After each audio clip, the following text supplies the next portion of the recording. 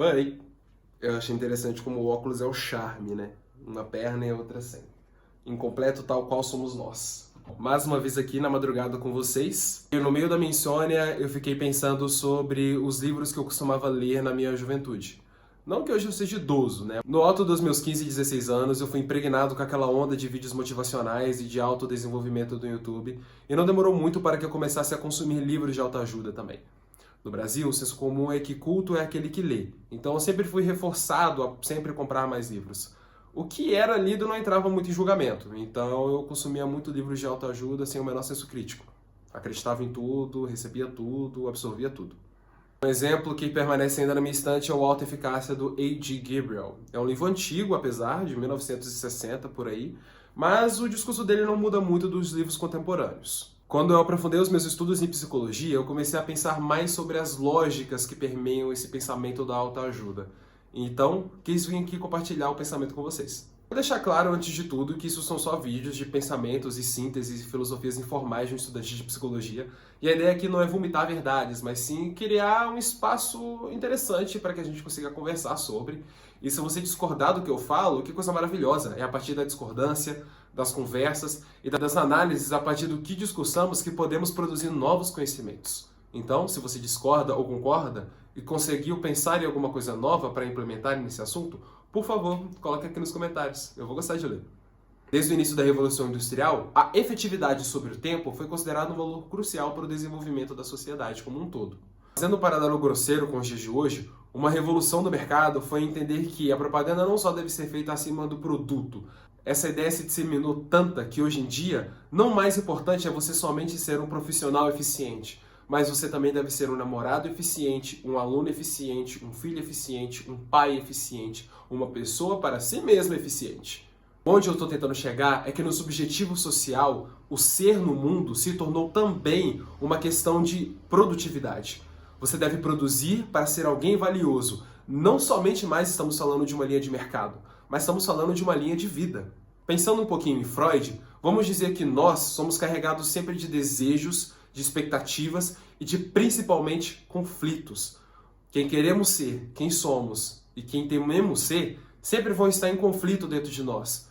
Sempre vamos carregar uma certa insatisfação e falta com os nossos ideais, com as nossas realidades e com os desejos que não encontram lugar no discurso social. Vamos entender discurso como todas as regras e imposições que o meio social vai atravessar sobre nós para que nós conseguimos viver em sociedade. Logo, a ideia de que devemos ser um profissional produtivo, um namorado produtivo, um aluno produtivo, um filho produtivo, era uma lógica de discurso. Vemos valor nisso e importância e queremos seguir, porque o cenário social emprega essa lógica de discurso. Lacan também vai falar que o discurso nunca consegue abarcar suficientemente o sujeito. O que eu quero dizer com isso é que essa lógica de discurso nunca abarca totalmente o desejo. Alguma coisa sai para fora, alguma coisa fica faltando. O discurso não consegue satisfazer totalmente aquilo que queremos ser, ou aquilo que sentimos que somos.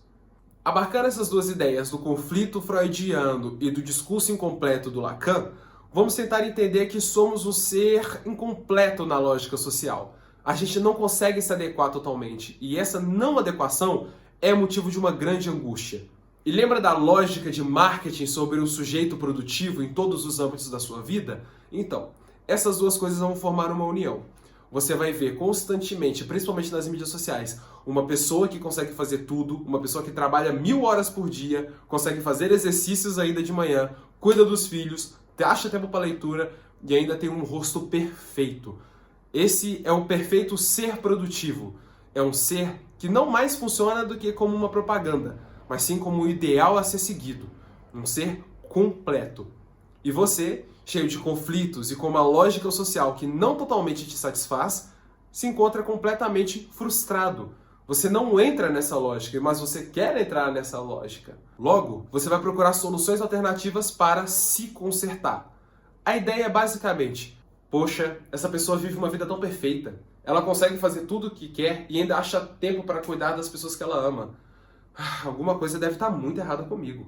Poxa, como é que esse cara consegue ser tão shapeado, velho? Eu treino há 2 anos e fico ainda com essa pochetezinha. Eu preciso achar algum jeito de consertar o que tem de errado comigo. Como a partir de toda falta no meio social, o mercado acha alguma solução para vender. os livros de autoajuda entram como uma luva.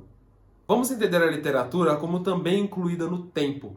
Podemos associar, por exemplo, os livros de um romance de época com ideais que eram compartilhados na época em que foram escritos. Os livros de autoajuda tiveram seu boom no momento perfeito.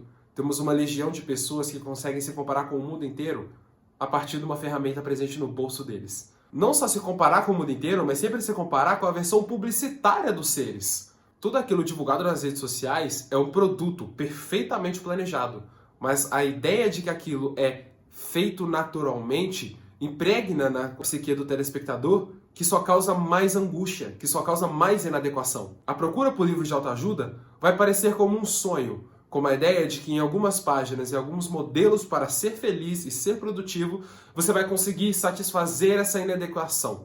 Você vai, de certa forma, completar aquilo que te faz falta, vai consertar aquilo que está quebrado e vai se tornar um perfeito ser produtivo. A ideia, muito herdada da escola, de que há uma fórmula para satisfazer os problemas da vida, se você quiser saber mais sobre isso, eu comentei um pouco isso no vídeo anterior, vai entrar como uma luva. Vai haver uma fórmula para você ser o namorado perfeito, uma fórmula para ser a pessoa que se ama, uma fórmula para ser o maior profissional, a fórmula para ser um líder, a fórmula para escapar da depressão. Porém, o que vemos não era uma melhora popular junto com o aumento dos best-sellers de autoajuda.